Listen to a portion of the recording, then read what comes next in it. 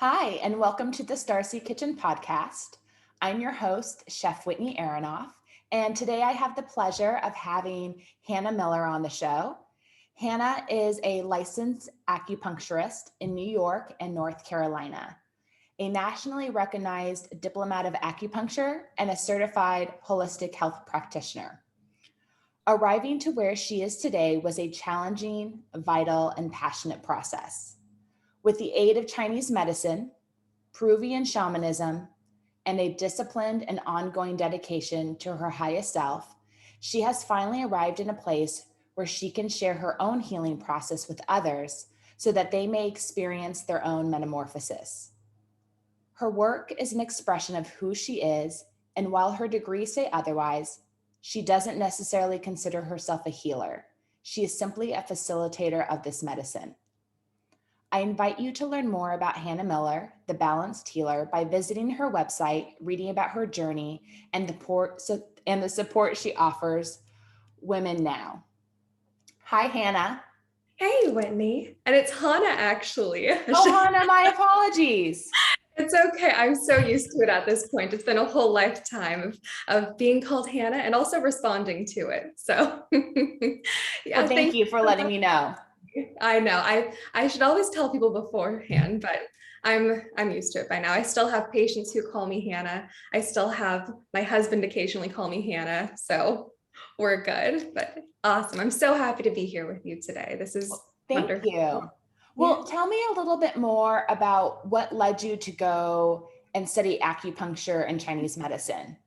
Yeah, I mean, it was a long process and a lifetime in the making. I think like so many people, if not all of us, there was a real drive to, have a career that I was passionate about, Mhm. but nothing ever felt like a perfect fit. I did Western medicine. My background's in Western medicine, actually. I did pre-med in college, but I was lost for a lot of years. I'd always had an interest in healing. It started at a really young age, but I was thinking about it for years, like what called to me, what made sense to me. So it's a long story, but the short version is like I knew that I wanted to help people, and that was my primary mission. And one day I just woke up, and after thinking about it for years and years, I'd had a dream about it. And the next day I started researching master's programs and just dove in, like had my interview with the dean of admissions and started 2 weeks later with the new semester. So that's kind of what led me there. But I grew up going to see acupuncturists. I was a certified holistic healer before I became an acupuncturist, and it was just this natural evolution. And when I finally arrived there, it just felt like a glove, like it was this perfect fit that was made for me. So I feel like nowadays, if you're on a journey trying to find the root cause of any health issue or mental issue you feel like you're facing, that there are so many resources that you can turn to help you find a practitioner that can support you along your way. But 10 years ago, when you were doing this, there wasn't a website to turn to or, necessarily a guide to point you in the right direction. How did you find your acupuncturist or your Chinese medicine practitioners or any healers that you decided to work with?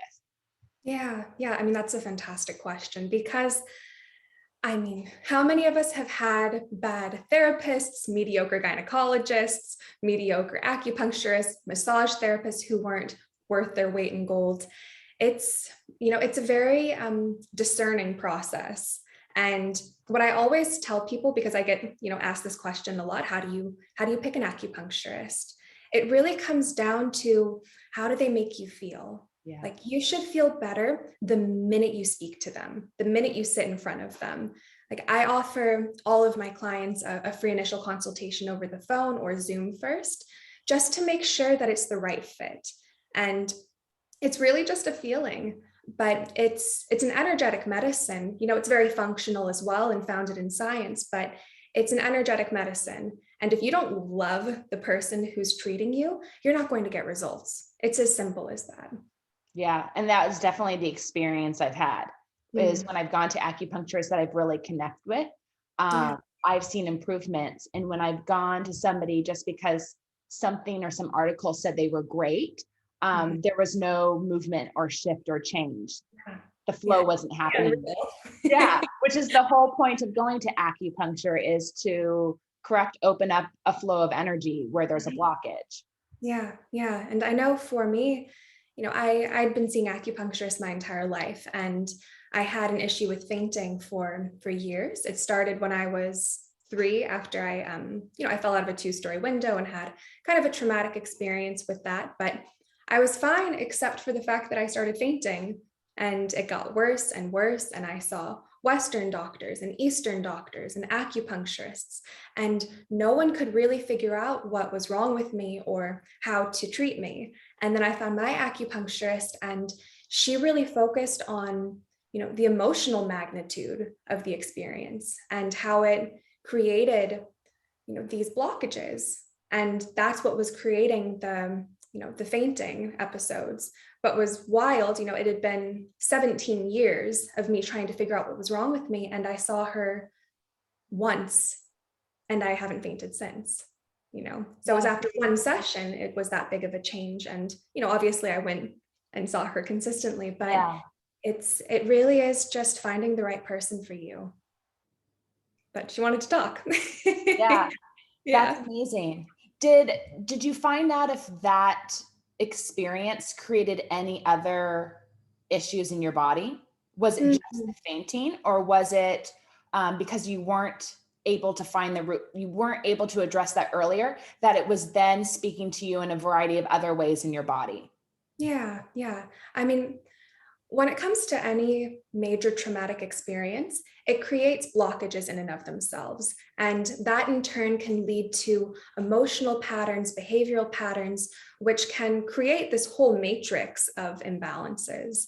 So I found for me, over time, it led to, a lot of physical pain throughout my body, chronic headaches, pretty severe chronic fatigue. Like there were some years where I just Mhm. couldn't get out of bed, couldn't get off the couch, couldn't think straight, severe brain fog. And then when I went through puberty, very uncomfortable periods, hormonal imbalances. So it's, I can kind of pinpoint it back to that place and start to unravel the consequential domino effect of that one major event.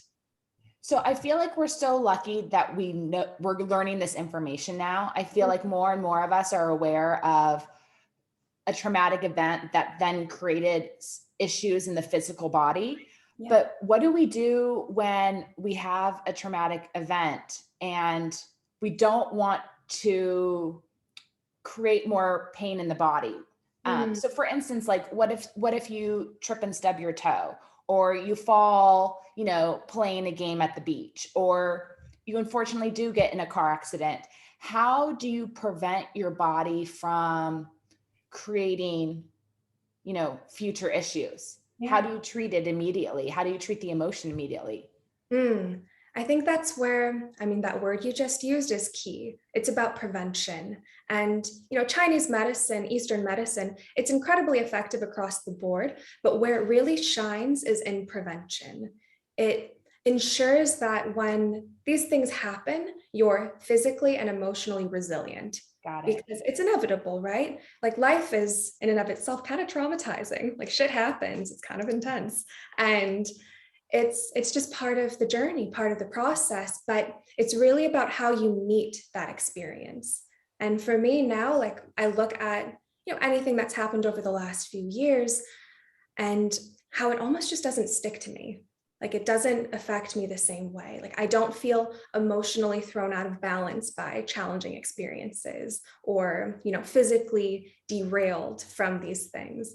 But it's a lot of work. It's a Mhm. lot of a lot of preventative measures. And acupuncture is, it's one gateway. And what you do and with what I do within the online forum as well is, taking this information, this medicine, and putting it in, people's hands so that they can start to cultivate this, preventative way of being, this resiliency on their own and in their own way. So do you have clients that see you regularly in person Yeah, for acupuncture? I do. I do. First and foremost, I'm an acupuncturist. That's really where, my heart lies, or at least foundationally it's where my brain lies, because that's my primary education as a master of acupuncture.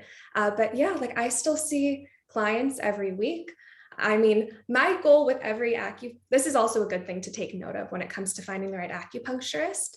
Like my goal is always to limit the number of times someone needs to see me. Wow. Like it should never be like, not to bash any other careers, but if you've ever gone to a place and they want to sign you up for a package, like do not go there, because that's almost like ensuring that you're not going to be in good health after one or two treatments. And it's specific to acupuncture or massage therapy or chiropractic work, but I really like to have people in and out within 2 or 3 sessions. I'm like, I want you to feel close to 100% as quickly as possible so that you don't need me. And, I mean, it's important. But that being said, I still have the people who come and see me once a week, once a month, just because they like to come.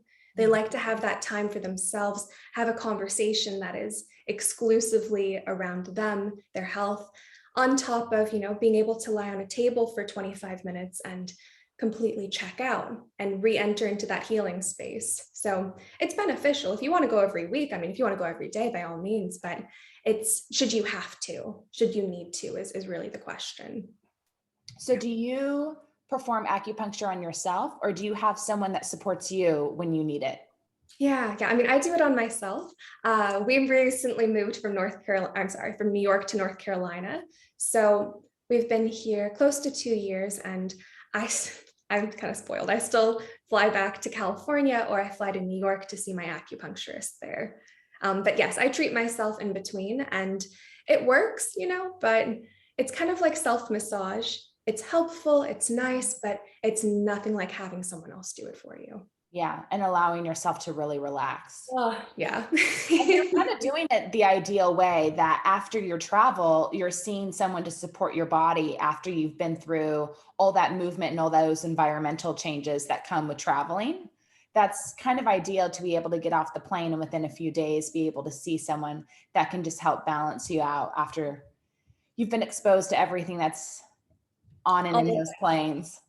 Yeah, going before you travel and after you travel is ideal, because then you're going into an airport, into a plane, into a new place, eating new foods, going into different time zones, feeling really centered and grounded. And then when you come back, it reestablishes that circadian rhythm. I love that. I'm going to schedule that. Thank you. Yeah. That's a great tip. Because, everyone has their little tricks for healthy travel. That's one I haven't heard before. And I like that. Yeah. I'm very, very adamant about that. I at least treat myself before and after I travel.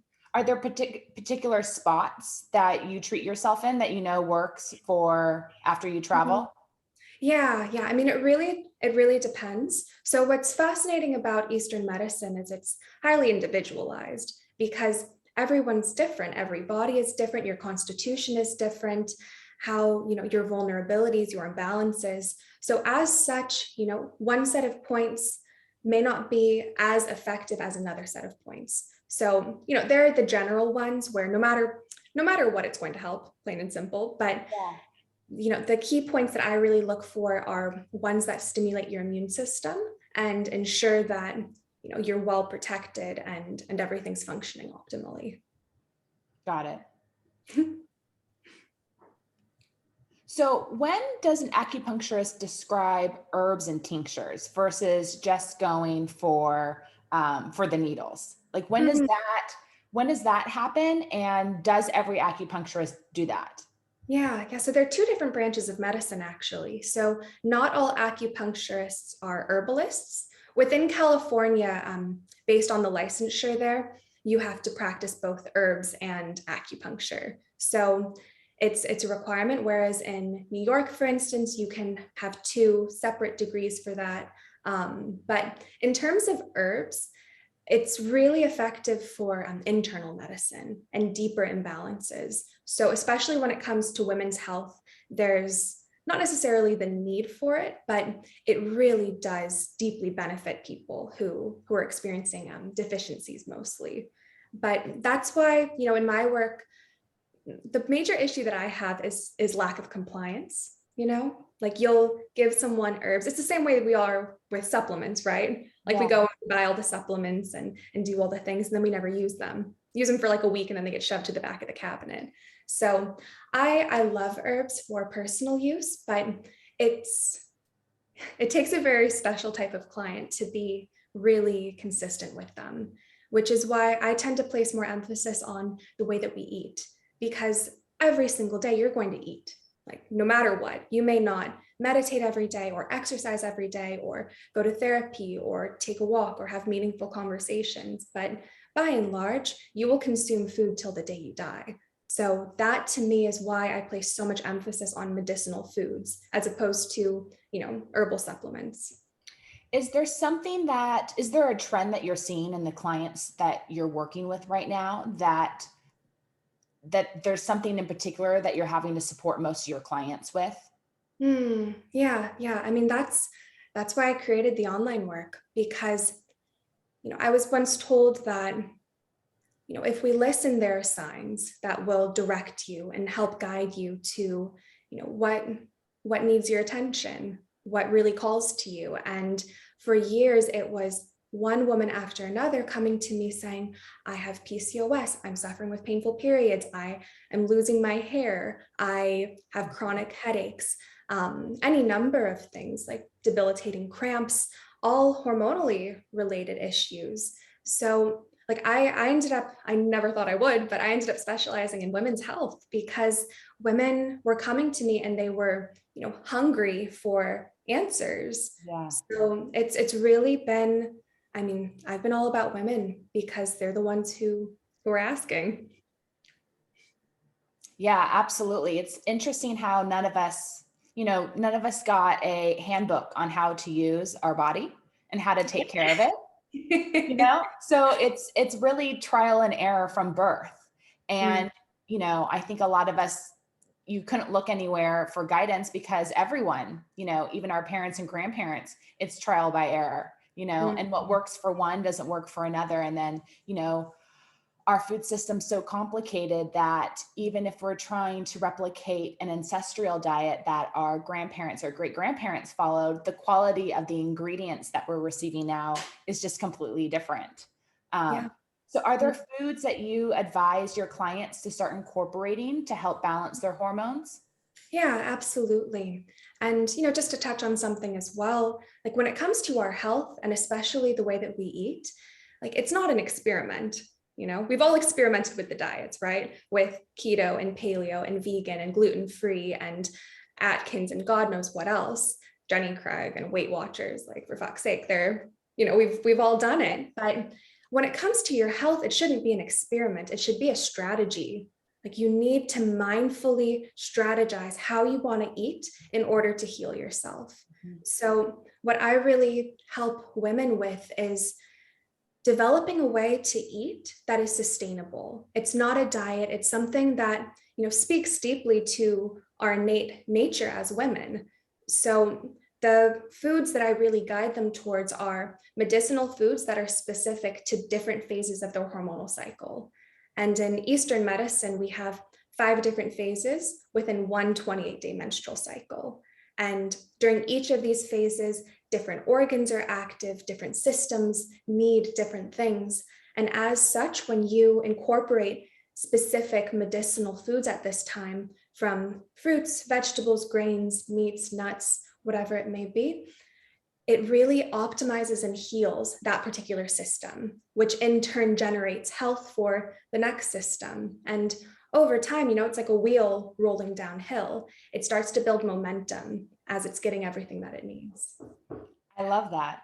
Oh, thanks. It's like a season within a season. It is. It's your internal seasons. Yeah. That's what's fascinating about Eastern medicine is, it's all cyclical in nature. It's systemic. And I still remember, my very first day in my master's program, one of my professors pulled up, the Western mind versus the Eastern mind. And the Western mind was like beautiful, color coordinated, perfect little boxes. Everything was like neat and organized and compartmentalized. And then it showed the Eastern side, and it was just chaos, just all of these like swirls and squiggles, but still everything was interconnected. There was no start and no beginning. And the same is true for every system in our body and every system in our life, that we're cyclical in nature, we're systemic, we're complex, and we can't really separate one aspect of ourselves from another. It's holistic. And Yeah. that's really what it means. Yeah. And that's, I think, where everyone is moving into, which is really nice. Hallelujah. I know. Well, it's really interesting. One of my like little morning mantras for many, many years is, today I'm just going to flow with flow. Today I'm going to um, move with ease and grace. And today I'm Mm, just going to allow my day just to flow with ease and grace. And my goal in communicating with myself for many years now has been flow, because I had a practitioner about a year before I went to culinary school that showed me the analogy that I was just constantly trying to make things work my mm. way. And I wasn't flowing, I was forcing. Yeah. And so when I think about how I was moving through life and trying to do it when I wanted to do it, instead of flowing with the season and allowing myself to flow with the day, with what was working for me and the right timing. It then comes back to food, and then comes back to how your body's working, and it's all a flow and a rhythm. It's Mm. just is not necessarily in the Western mind us making things happen when we want them to happen. Yeah. Yeah, it's different. And that's been, I mean, one of the most fascinating things is watching the women that I work with arrive in this place. It's almost like you don't realize it. It's so subtle. And I mean, huge, huge results, but it's subtle because it slowly starts to ebb its way into every aspect of your life, into the way that you're eating. Like with the online program I created, it starts on the physical, but once your physical body is in sync and it's flowing and you're healing, it naturally opens up this space to work through emotional blockages, which naturally opens up the space to start to focus on healing your connections with your romantic partners, your friendships, your work life, your family dynamics. And suddenly it's like your whole life just becomes this like flowing reflection of who you are. And it's just stunning to watch someone realize that. They're like, oh my God, it's happening, because it feels so natural and good that you're not forcing it. It's not like a diet where, you're really regimented and dedicated and tight with it, and there's no ease to it. And you're doing that for a month, and then you get to the end of it, and like, yes, you have these results, but then what? Then what? It's important to really learn how it works with you and for you, because then it gets to be easy. it's easy. It really is. It's Yeah. complicated to learn, but really it's not. It gets to be easy. So where can people go to start learning about this?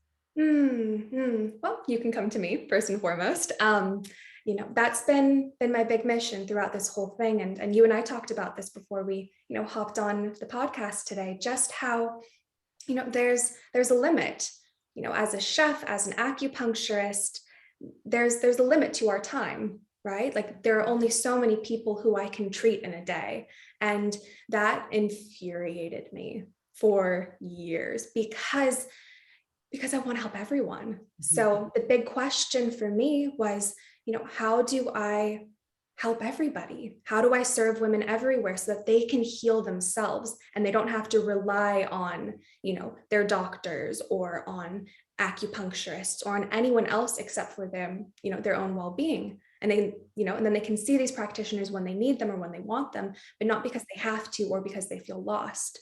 And that's how this whole, work came about, was educating women so that they can rely on themselves, that they can heal themselves. Yeah. So, as far as I know, unfortunately, there's there's nothing like what I'm doing really out there, which is why I created it. There are things that are a whisper of it, that may help you with your eating, I haven't seen too much about emotional blockages because it's a little messy, but you may find other programs around hormonal health, but I haven't seen anything else that really focuses on every aspect of your life and who you are, where you've come from, where you're going. So, the easiest place to start is, my Instagram. I've tried to be really consistent with it, putting out tips and advice and guidance, just so that you can start to think in a more holistic fashion. But resource-wise, it's everything, It's eating well and exercising well and having those necessary conversations and moving through blockages, but it's necessary to put it all within context and within one whole system, because so many people who I meet, they take care of themselves in a lot of ways, but they meet that kind of dead end and they don't know how to keep going. So my work is about how do you keep going and make this sustainable for the rest of your life. If people are curious to learn about the 5 seasons in Chinese medicine and what that means, are there any books that you recommend? Ooh, that's a good question. I'm looking at my bookshelf now. Yeah, that's a great question. There's one book called Natural Choices for Women's Health. That's pretty good. It does talk about, the different seasons we move through internally. I'm trying to think. Most of the books that I have are like thick textbooks. I'm trying to think if there's anything that's a little bit more topical that, is easy to understand and assimilate. That's why I'm writing a book, because we need help. There's this big void, but in terms of elemental medicine, yeah, probably starting with Natural Choices for Women's Health. I'm looking to see if there's anything else that's popping out. There's not that much out there. I didn't think so, because I learned about the 5 seasons in culinary school. Because they taught us, I went to a holistic alternative culinary school that showed us all the different natural healing cycles in food traditions in cultures around the world. And what you quickly learn is they're actually all the same. Oh, the same. They all are the same. They just have different names. And then they use the foods and herbs that are native to the area. And I was really fascinated with the 5 seasons, and then how different organs relate to different seasons and different elements. But I couldn't find information kind of past my notes that I received in school and a few small sections in larger textbooks. And then it's hard for the information to be broken down so you can really understand it, because it is complex. You read it and you're like, this makes sense, but yet I can't fully grasp it. So that's great that you're working on sharing it and breaking it down in a more digestible way in your book, but also through a program with others. Yeah. And in terms of food, you've probably heard of it. Again, kind of a big book. It's Healing with Whole Foods by Paul Pritchard. It's green and blue and then yellow. Blue and it's a fantastic place to start. But again, it doesn't put it within the context of women's health. And it's good, but I get asked this all the time, like, should I be eating exclusively seasonally? And I'm like, it kind of depends. It depends on where you are, what sort of food you have access to. And it's also important to be mindful that, like I said earlier, like as women, we move through internal seasons within the course of 1 month.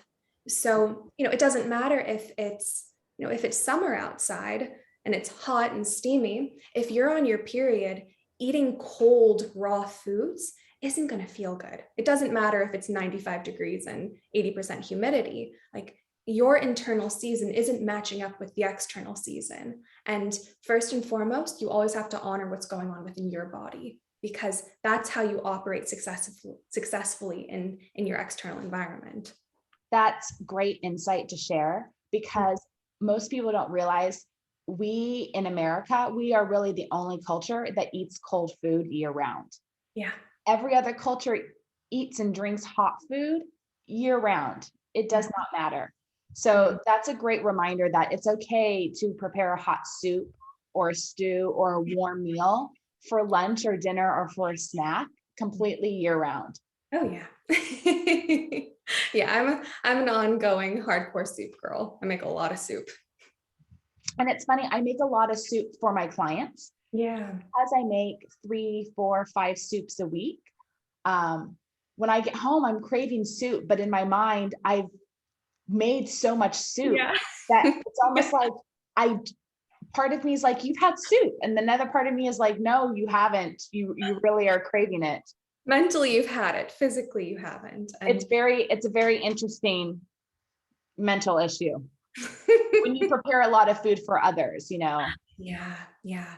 Which I mean, I applaud you for that. Like I cook nonstop, but there is nothing as good as someone cooking for you and putting it down right in front of you. And you have that like immediate sensorial experience. Like for the first time, you get to smell all of the spices, all of the ingredients. You're tasting it for the first time. It's like new and fresh.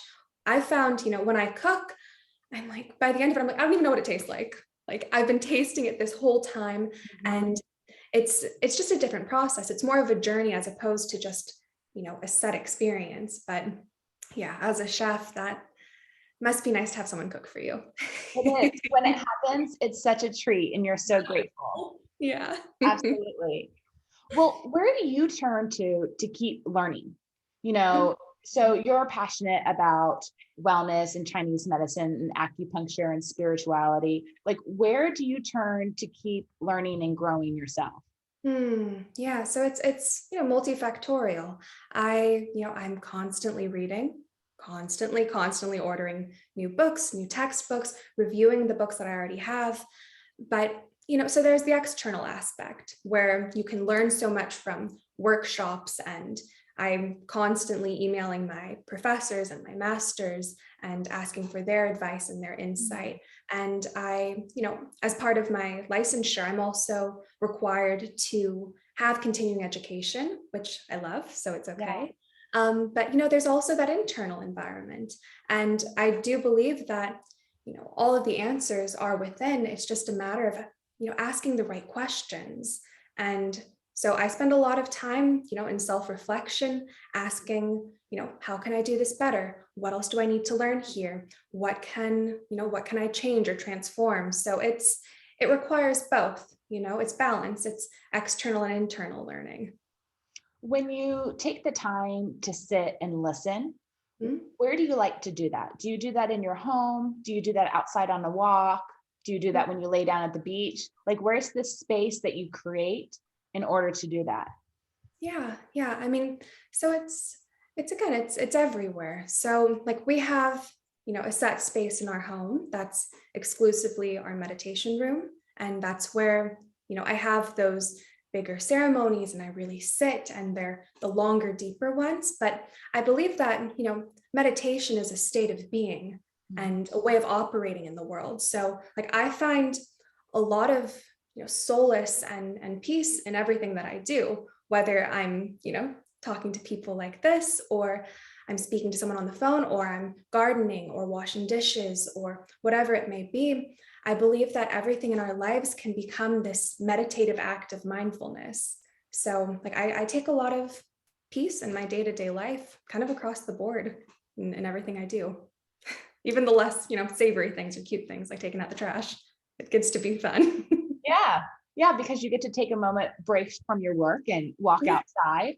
And, again, the metaphor of taking out the trash, Mm, you yeah. know, that's one thing I love to look at is the metaphor, the symbolism of our Mm, daily duties or the words that we use. When you think about taking out the trash, it's mm, actually such a blessing. it really is. You get to Yeah. release what you don't need anymore Mm, and, the bounty that you got to consume. yeah. Yeah. I mean, it really is. I mean, living's a privilege. So even in those times that, are less than ideal, or you're struggling or suffering or in pain or being challenged with something, like it's a call to bring, that sense of mindfulness and appreciation to it too. Like that's what to go back to what you asked earlier, like how do you, ensure and prevent that these traumatic experiences don't negatively impact you physically or emotionally over time? And it's bringing that level of mindfulness and appreciation to the experience in the moment. It's okay to have a reaction. It's okay to have your 20 seconds of like, what the fuck? Like, this fucking sucks. It's important to be angry and hurt and scared and upset. But, the more you practice it, the quicker it becomes. Like, I have a pretty good, rebound. And that's what resiliency is. Yeah. It's the ability to bounce back, and to bounce back clearly and consciously, not to shove things under the rug or hope that they disappear if you ignore them. It's being able to look at something, witness it, appreciate it, and distill the lesson and let it go. You're a great teacher. Oh, thank you. You're a great teacher, and you're and a great communicator, and I feel very grounded and calm just beginning to chat with you today. So I know your students probably have that same experience when they work with you directly or go through your online program. So thank you for bringing that. Of course. Thank you. That's so sweet. And it's, it's the people who I speak to who make me a good speaker or a good teacher. If I didn't have anyone to share energy with or have this exchange with, then there wouldn't be any reason to talk about it. There wouldn't be any platform for it. So it takes both of us, and it takes that sort of balanced dynamic to have a relationship like this. Where can people learn more about you, the programs that you're offering now online, or if they're lucky enough to be in North Carolina, to get to see you in person? It is great when people are in North Carolina. I love my in-person patients. So you can, probably the easiest way is through my Instagram, just because there's the link tree that, is this amazing outlet for everything that I do. But it's at The Balanced Healer.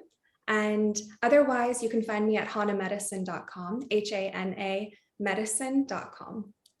All right, perfect. So one thing I like to do before I wrap up this podcast episode is I always like to ask the guest if there was maybe just one little piece of wisdom or wellness advice that they could share that people could consider incorporating into their life just to make it a little more peaceful or just to upgrade their well-being. Is there one little tip that you could share today? Ooh, that's a great question. One tip. Ooh, I have many. Feel free to bless us with as many as you like. God, that's a great question. Yeah, I think the number one most important thing in any type of learning process or in any type of healing process, which to me, I see life as a whole as a healing journey. At no point in life are you like, I'm done, like I'm good, totally healed, no problems. It's a process. And first and foremost, always focus on yourself. It's so important to begin the process by gazing within, because in the process of self-discovery, everything else comes into focus. So regardless of what that means for you, it really comes from a willingness to change. And another really, two more things. Okay. Two more things that I think are super important is reframing the questions that we use. So like a really basic one would be, like, what's wrong with my body? Like that has a stagnant, disempowering energy to it, because it automatically implies that there's something wrong with you. Whereas the appropriate question to ask, the transformative, empowering question to ask would be, how do I heal? Because it immediately makes you resourceful. It immediately makes you want to look for answers. And that's really what is the key to any type of process, is looking for answers and becoming resourceful and, looking at it as a journey and an opportunity to progress. And the final thing I think would be, the words that we use to describe our experiences, ourselves, our life. People by and large, they don't have as rich of a vocabulary as they can. Even when you ask someone, how are you doing? They're like, I'm good. I'm like, are you good? Like, are you actually good? Like, Are you extraordinary? Are you energized? Are you enthusiastic? Are you excited? Do you feel passionately? As opposed to, fine, I'm fine. And the same is true for how we describe ourselves, like on that deep level. Really bring some awareness to the words that you're using to describe yourself. Do you say, I'm fat, I'm stuck, I'm depressed, I'm anxious, I'm fearful? Or are those things that you're just experiencing? And how can you transform the words that you're using to essentially transform the way that you operate and feel? Okay. Yeah. Sounds a lot, but No, I love it. So how are you doing today, Hana? I'm doing fantastic. Good. Yeah. Everything is just, amazing. Everything's really just life-changingly amazing. But every day's like that in the best way. Beautiful, beautiful. Well, thank you so much for your time today. And I hope to have you on again someday in the future to Oh, share more about your the Balanced Woman program and, just any new other revelations or maybe your book someday. yeah, thank you so much. And the next round of the Balanced Woman starts in June, which is exciting. So enrollment is open, and it's just, such an invigorating time, right? Yeah. Because this is the time when I really start to meet a lot of women like you, women who are interested in healing. So it's really just wonderful to be here with you and to have a chance to, talk about things and ideally, like you said, to reach people and support them in their process. And how long is the June program? All my programs are 3 months. 3 months? Oh, fantastic. Yeah. So you move from one season into the next. Exactly. It's all seasonal. Yeah. And just a reminder to people who may not know, in June, we have the summer equinox. It's usually around June 21st. Mhm. So this is a nice time to prepare to make a shift. Yeah, absolutely. Why not? All right. Well, thank you so much. Thank you.